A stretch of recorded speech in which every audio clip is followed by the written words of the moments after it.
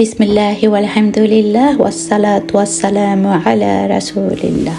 আরবি শব্দ কারিন এর অর্থ হলো সঙ্গী, সাথী বা সহযোগী। কুরআন ও সহিহ হাদিস অনুযায়ী প্রতিটি মানুষ জন্মের সাথে সাথেই একজন জিন সঙ্গী পায়, যার কাজ হলো তাকে বিভ্রান্ত করা, পাপের দিকে উৎসাহিত করা, অন্যায় কাজে উদ্বুদ্ধ করা এবং নেক আমল বা সৎকর্ম থেকে বিরত রাখা। এই জিন সঙ্গীকে কারিন বা সঙ্গী শয়তান বলা হয়। হযরত আব্দুল্লাহ ইবনে মাসউদ রাদিয়াল্লাহু আনহু থেকে বর্ণনা করেছেন, রাসূলুল্লাহ সাল্লাল্লাহু আলাইহি ওয়াসাল্লাম বলেছেন, তোমাদের প্রত্যেকের সাথে একজন করে জিন সঙ্গী কারিন নিয়োজিত থাকে। সাহাবারা জিজ্ঞেস করলেন, হে আল্লাহর রাসূল, আপনার সাথেও?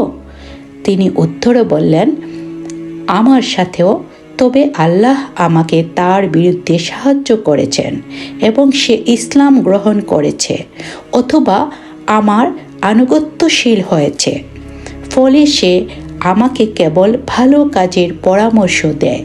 আরেকটি বর্ণনায় সুফিয়ান রহমতুল্লাহি আলাইহি বর্ণনা করেন, প্রত্যেক ব্যক্তির সাথে একজন জিন এবং একজন ফেরেশতা সঙ্গী হিসেবে নিয়োজিত থাকে। আয়েশা রাদিয়াল্লাহু আনহু থেকে বর্ণিত, রাসূলুল্লাহ সাল্লাল্লাহু আলাইহি ওয়াসাল্লাম এক রাতে আমার ঘর থেকে বের হয়ে গেলেন। এতে আমি ঈর্ষান্বিত হয়ে পড়লাম। পরে তিনি ফিরে এসে আমাকে এই অবস্থায় দেখে জিজ্ঞেস করলেন, হে আয়েশা, কি হয়েছে? তুমি কি ঈর্ষান্বিত হয়েছ? আমি বললাম, আপনার মতো স্বামী থাকলে কোনো স্ত্রী ঈর্ষান্বিত না হয়ে পারে? তখন রাসূলুল্লাহ সাল্লাল্লাহু আলাইহি ওয়াসাল্লাম বললেন, তোমার শয়তান কি তোমার কাছে এসেছে? আমি বললাম, হে আল্লাহর রাসূল, আমার সাথেও কি শয়তান আছে? তিনি বললেন, হ্যাঁ। আমি বললাম, সব মানুষের সাথে কি? তিনি বললেন, হ্যাঁ। আমি আবার বললাম, আপনার সাথেও হে আল্লাহর রাসূল? তিনি বললেন, হ্যাঁ, তবে আমার রব আমাকে তার বিরুদ্ধে সাহায্য করেছেন এবং সে ইসলাম গ্রহণ করেছে।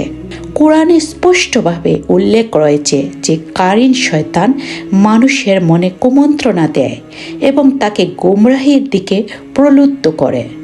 কিয়ামতের দিন এই কারিন শয়তান তার সাথে থাকা ব্যক্তির সাথে বিতর্কে লিপ্ত হবে। আল্লাহ তাআলা বলেন, তার সঙ্গে কারিন বলবে, হে আমাদের রব, আমি তাকে পথভ্রষ্ট করিনি, বরং সে নিজেই গভীর গুমরাহিতে ছিল।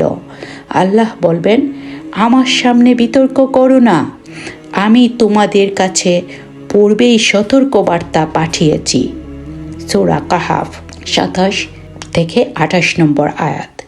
আরেকটি হাদিস হযরত আব্দুল্লাহ ইবনে উমর রাদিয়াল্লাহু আনহু বর্ণনা করেছেন, রাসূলুল্লাহ সাল্লাল্লাহু আলাইহি ওয়াসাল্লাম বলেছেন, যখন তোমাদের কেউ সালাত আদায় করছে তখন তার সামনে দিয়ে কাউকে যেতে দেওয়া উচিত নয়।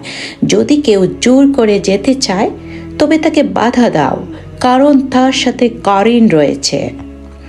কারিনের অস্তিত্বে বিশ্বাস রাখা মুসলমানদের জন্য জরুরি, কারণ এটি কোরআন ও সুন্নাহর বর্ণনার উপর ভিত্তি করে। যখন একজন ব্যক্তি পাপ করে তখন তার কারিন শক্তিশালী হয়, কিন্তু যখন সে নেক আমল করে, আল্লাহর পথে চলে এবং তার আদেশ মেনে চলে, তখন কারিন দুর্বল হয়ে পড়ে। এতে ব্যক্তি সহজেই তার কুমন্ত্রণা প্রতিহত করতে পারে। সকাল সন্ধ্যার দোয়া নিয়মিত পড়া, গান বাজনা, অশ্লীলতা এবং পাপ কাজ থেকে বিরত থাকা, ডান হাতে খাওয়া, খাওয়ার আগে বিসমিল্লাহ বলা, ঘর থেকে বের হওয়ার সময় এবং দৈনন্দিন কাজের জন্য নির্ধারিত দোয়াগুলো পড়া, আল্লাহ তাআলাকে সবসময় শুকরিয়া আদায় করা, নিয়মিত সালাত আদায় করা এবং আল্লাহ ও তার রাসূল সাল্লাল্লাহু আলাইহি ওয়াসাল্লামের অনুসরণ করা। এই সব আমল করলে ইনশাআল্লাহ একজন মুমিন তার কারিনের প্রভাব থেকে রক্ষা পাবে এবং আল্লাহর পথে অবিচল থাকতে পারবে। আল্লাহ তাআলা আমাদের কারিনের ক্ষতি থেকে রক্ষা করুন।